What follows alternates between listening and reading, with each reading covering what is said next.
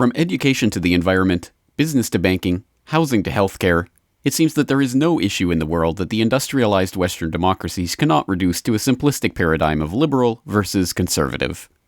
In fact, this point has been so hardwired into the modern political system that it has been distilled into a childlike shorthand. Political positions are left or right, blue or red.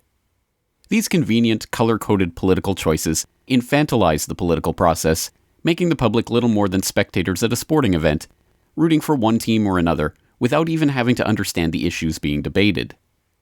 Nowhere has this process of simplification become so refined as it has in the United States of America, sometimes laughingly referred to as the leaders of the free world. Our third story tonight, the Republican Party's last hope, urging America to just stay home from school. Understanding the Democrats, that's the subject of this evening's Talking Points memo. Governing this country with Republicans is like rooming with a meth addict. It is a fact that every juror on the OJ case was a Democrat. Everybody blames the blacks. Not me. I blame the Democrats. Well, This inane lowest common denominator reduction of all political thought has taken its toll on the public.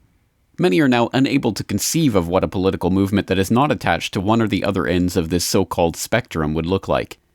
Yet, interestingly, this is precisely what has emerged in the past several years, not once, but twice, and not on one side of this left-right divide or the other, but both. In the past 5 years, we have watched the rise of two distinct movements expressing popular outrage at the political status quo in the US. Both movements decried the nexus of power that has developed in the fascistic relationship of big banks and big government. Both movements believed that the bought and paid for politicians have robbed the people of their rights and even their ability to participate in the political process. Both movements believed in mass protest as a way of effecting change in the system. And yet, we are asked to believe that these movements are not only incompatible, but diametrically opposed. According to the corporate press, the Tea Party is a fringe Republican movement that arose out of a desire to move the Republican Party further toward the hard right. Never discussed in mainstream coverage of the group is its actual origins in disgust at the Bush administration's 9/11 cover-up. The first Tea Party event was held in Boston in 2006 and involved throwing copies of the whitewashed 9/11 Commission report into Boston Harbor. The movement took off in 2008 in the wake of the Lehman Brothers collapse and the announcement of trillions of dollars of stimulus being directed into the pockets of the Wall Street banksters and their political cronies.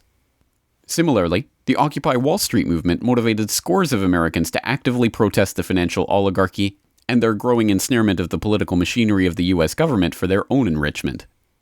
People sick of being asked to tighten their belts while banks continued making record profits, backed up and bailed out by debt that the public is being asked to underwrite, drove people into the streets for mass protests and confrontations with the so-called authorities across the country. At their core, these movements sprang from remarkably similar origins: increasing public frustration with the money power dominating the American political process, and the dwindling space for public engagement in that system.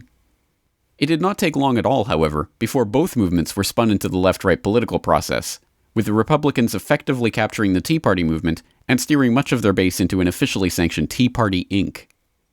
The Democrats, meanwhile, managed to ignore the Occupy Wall Street protests while the political provocateurs and change agents steered it toward cultural irrelevance.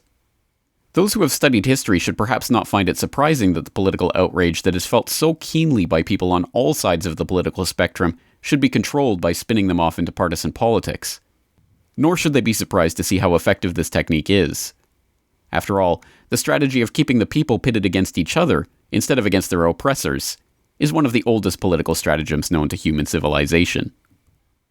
The phrase divide and conquer is attributed to Julius Caesar and has been used by emperors and would-be tyrants ever since. In the Age of Empires, divide and conquer was used to keep the empire's subjects from rebelling against the emperor. The Romans used it to keep their conquered neighbors competing with each other rather than their foreign occupiers. The British used it to keep their colonies squabbling along religious, ethnic, and sectarian grounds, so that the Queen and the British East India Company could more effectively exploit them. In the age of the nation-state and with the advent of republican democracy, the strategy necessarily took on a different form. The idea of a left and right wing in politics stems from the earliest days of the French Revolution, when the National Assembly divided into supporters of the king on the president's right and supporters of the revolution on his left. The notion of competing parties within the government was quickly transplanted to the American context, where supporters of Alexander Hamilton united under the Federalist Party, causing Thomas Jefferson to form the Democratic-Republican Party. The creation of political parties was greeted with uneasiness by many, including George Washington himself, who warned of the potential for despotism under such a system in his farewell address. The alternate domination of one faction over another, sharpened by the spirit of revenge, natural to party dissension, which in different ages and countries has perpetrated the most horrid enormities, is itself a frightful despotism. But this leads at length to a more formal and permanent despotism. The disorders and miseries which result gradually incline the minds of men to seek security and repose in the absolute power of an individual, and sooner or later, the chief of some prevailing faction, more able or more fortunate than his competitors, turns this disposition to the purpose of his own elevation, on the ruins of public liberty. Whatever the intentions of the original creators of the Federalist and the Democratic-Republican parties, by the 20th century the American system, supposedly the beacon of democracy for the world, had become hardwired into a two-party duopoly, the Republicans and the Democrats. This was not the result of mere happenstance, but a concerted plan to effect a divide-and-conquer strategy on the population by the moneyed interests that benefit from having the public pitted against each other. The thinking behind this two-party system that was engineered by the banking and financial interests was documented by famed Georgetown historian Carroll Quigley in his landmark work Tragedy and Hope, published in 1966. The argument that the two parties should represent opposed ideals and policies, one perhaps of the right and the other of the left, is a foolish idea acceptable only to the doctrinaire and academic thinkers. Instead, the two parties should be almost identical, so that the American people can throw the rascals out at any election without leading to any profound or extreme shifts in policy. Late last March, I had the chance to talk to independent news commentator Charlie McGrath of Wide Awake News about this strategy of divide and conquer, and how it functions to keep like-minded people apart on so many issues. Well, I see it as a damning mechanism that is enslaving humanity. I mean, I see it as you and I were talking before we started the program, probably, in my opinion, the most important thing that I can do, the most important issue facing is the separation in our country. And it isn't just the United States, obviously, it's globally, but the ability to divide and conquer is a time-honored tactic in militaries have used, and it works just as well in a political, social, economic, theological landscape. I mean, and you know, doing this for now 4 years, seeing how polarized people are and how they're, you know, indoctrinated into one camp or another, it is how all corruption can grab a foothold and maintain course, is the fact that we fight amongst ourselves rather than look at the people or corporations that brought us here. The situation would almost be laughable if it were not so tragic. Having been immersed in the left-right facade their entire lives, many have begun to see the world and those around them through that prism. Either someone is on the same side as they are, or they are the enemy. There is no room for nuance, no subtle distinctions to be made, no room for alliance or cooperation on matters of great import.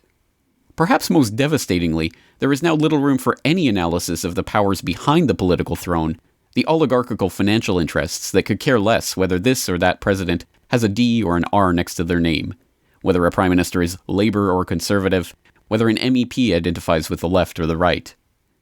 Deprived of this understanding of the real nature of political power, the public is truly powerless to identify the real problem at the root of today's political crisis, let alone even begin to address it.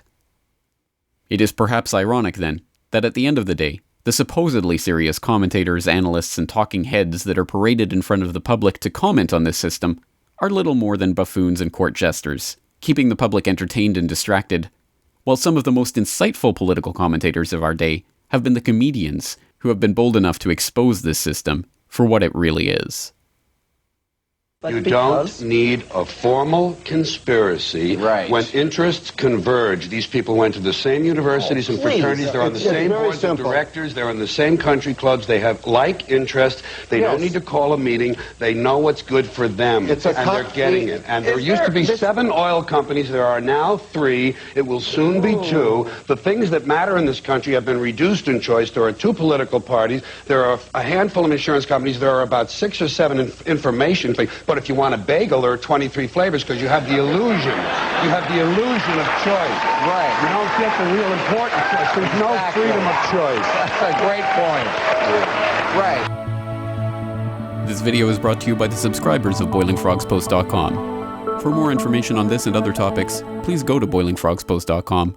For more information and commentary from James Corbett, please go to CorbettReport.com.